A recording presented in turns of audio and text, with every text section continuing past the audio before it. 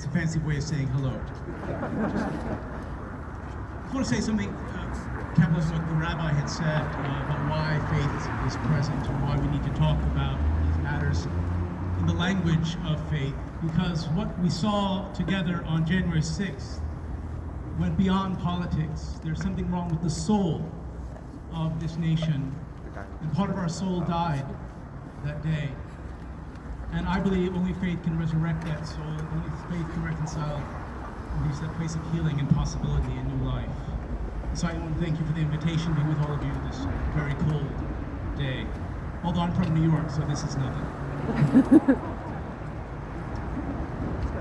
So I greet you this day in the name of God, the creator of all that is good and loving and just.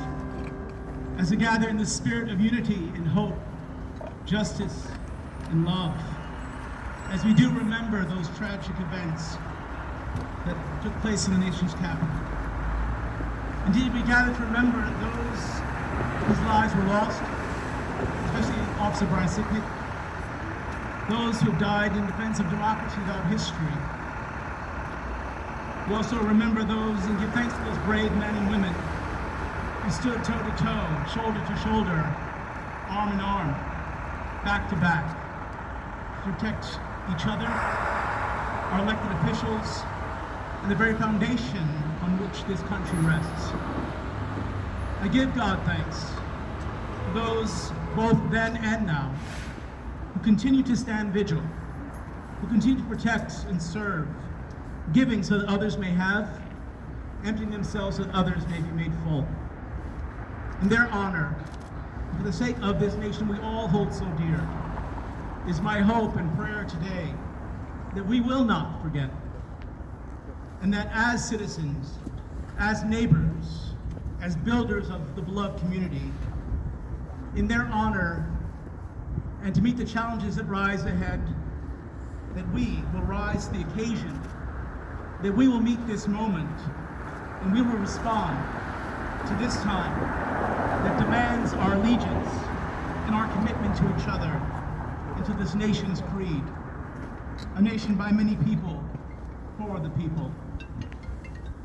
A year ago, we saw what the power of hate and prejudice and fear-mongering, bias, privilege, and desperation can do. But I can tell you throughout my life, I've also seen what the power of servant love can do, what we can do when we come together. That love has the power to build, to heal, to unify, to reconcile, to redeem, to liberate and transform and overcome, and to save. As America's prophet Martin Luther King Jr. said, hate cannot drive out hate. Only love can do that.